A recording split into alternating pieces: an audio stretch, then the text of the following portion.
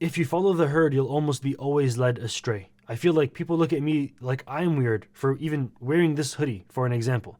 I stand by what I am. I'm not afraid to say that I still got my V card. Matter of fact, I keep my literal physical V card on me at all times. This is always in my wallet wherever I go, and I will not give it up until it's to the person that I actually lose it to, which is going to be my wife. This is a actual stainless steel V card.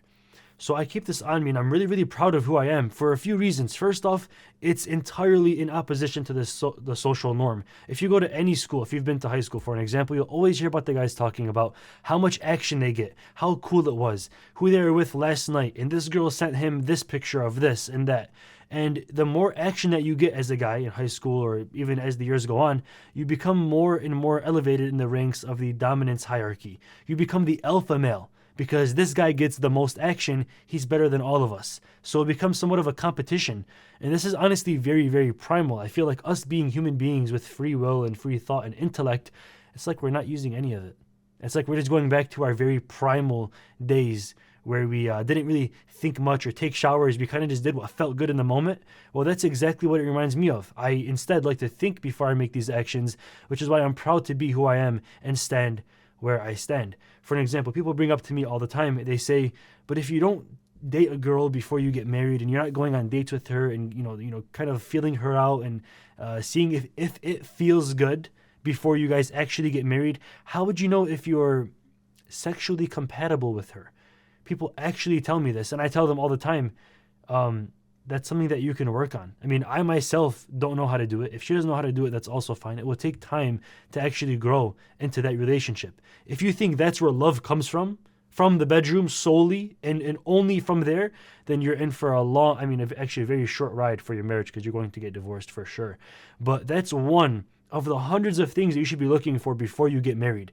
If you're going to cloud your own judgment by dating a girl and getting freaky with her, or holding hands, or sending her the I love you text, and doing all of these affectionate things with her before either the parents know you guys are almost about to be a real thing and it's an official marriage, then almost every single time you're going to end up risking, because you choose the wrong thing with your emotions. You're going to end up choosing the wrong choices because you're thinking now with your heart, or with the head downstairs, not the head upstairs. And that's what I see a lot of guys doing. Don't even laugh, it's really not that funny. I see a lot of guys doing this very, very frequently because they end up getting their emotions involved before marriage happens. You can, of course, say, yo, this is a really good person. I feel like if I really, really get into it with them, I would love them forever. But you have to obviously keep that distance, because if you do end up getting into it with them, then you're going to end up loving them forever, regardless of who they are as a person. You're not thinking in any way, shape, or form, is this person a mother figure for my kids? Is this person mature? Does this person have intellect? None of the above, none of the really important questions. Where do they stand philosophically on these issues? If in 10 years time of our marriage and this issue arises, how would they react to it? You're not asking these questions like, damn, she's bad, bro. And that's all you're thinking. It's purely primal. If you end up going into a marriage thinking just like that, you're going to get divorced. And if you don't get divorced, it's going to be one of the most depressing relationships of your life, because there's almost no way out of it. And if you do get divorced, there's going to be therapist and child support, and the kids are not going to choose, which it's just a whole big issue that you don't want to even get into. So that's why it's so much more clear-headed. It's so much more lucid. If instead of clouding your judgment by holding hands and kissing and getting cute with her before you get into marriage, instead you can find out who she is and love her for who she is up here and not anywhere else of her body. When you love her right here, the rest of it really will always come. Even if you're a virgin and so is she, it doesn't matter. With time and practice, you will eventually get to that, and it will feel good, as if these hedonistic pleasures are the only thing that really matter in life, which everyone makes it seem like it is. So the fact that I'm walking around wearing a virgin hoodie, or that I keep a actual stainless steel, really, really heavy, thick stainless steel V-card that you can buy from vcard.gg or iamLucid.com. It actually makes that noise, by the way. That's not even added in there. Then if you actually stand with these principles, then this is who you will attract into your life. If you're going to be showing off your body, or talking about how many girls you got, or sliding into the DMs, are you really looking for a wife? Or are you just looking for a good time, these little short-term pleasures? For an example, if you want to lose weight, you're going to stop eating the soda and the candy and the chips, right? But let's say you weren't drinking Coca-Cola every single day for the last previous year, and now you have to stop because you're about to get diabetes and high cholesterol. It would be so much easier to stop if you've never started, because you don't know what it's like. You've never already built that addiction, that affectionate love that keeps pulling you back for more and more. Breaking up with all these high fructose corn syrup drinks and all these fatty chips and candy, it would be so much easier to break up with it if you've never got emotionally bonded to it. If it wasn't what you did or what you ate or what you thought about when you were at your lowest points, if it wasn't your scapegoat.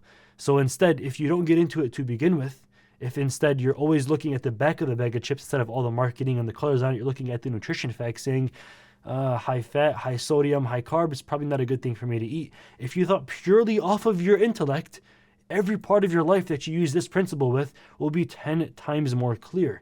It would all make sense to you. You would stop being so clouded by your heart and your, man, but I love her though, even though she's not a good person, and we're probably going to have a horrible marriage and we can't see eye to eye nearly anything, but she's cute and I think she's kind of hot and I like how she holds my hand and gives me a kiss. Is that really what you're going to be letting cloud your judgment? It's like buying a bag of chips with no nutrition facts on it. Like, it doesn't even matter. Keep it in the back. I'm looking right at the front of it, all at the marketing, but nothing of what's actually on the inside of it. So fall in love with her from what's in here, in this head, right? In her brain, not anything that's below that, not any of her physical elements, not anything that you find sexy, not the way that she touches you or any of the above, because that will cloud your judgment. And it will have a big lasting impact on your marriage, your future, and the rest of your entire life. Trust me. Sending your kids to therapy because they're confused about the parents and you guys are always fighting at home and paying child support and all of these problems are not things that you want to go through. It will lower your quality of life. But if you can take these choices, stop making the hedonistic, self-centered pleasures that you chase in life and look more towards following a better future, look more towards putting away the good tasting drinks or chips, or maybe even the getting freaky because it's only like a 5-minute pleasure, and look for the 5 to 10 year pleasure, you'll be a lot better off with the rest of your life. So even though my opinion is the smaller minority opinion because you don't feel good right now, but you feel good 30, 40 years down the line, I feel like it's the right opinion. If you have anything different that you want to share with me, maybe I didn't see eye to eye with you on this video, comment down below. I'll try to answer you if I can get to it. Try to stay from comments just for mental health and stuff. But let me know. Give me your opinion. Check out my Discord server, the link in the description down below as well, to continue the conversation there. Give your points. We have a channel where people just discuss things like this all day long, 24/7, back and forth. So if you're a free thinker, individual thought, really big brain, smart dude, then join my Discord server and we'll talk more there. Thank you for watching this video. Stay dreaming, stay lucid. I'm out. Peace. That was amazing.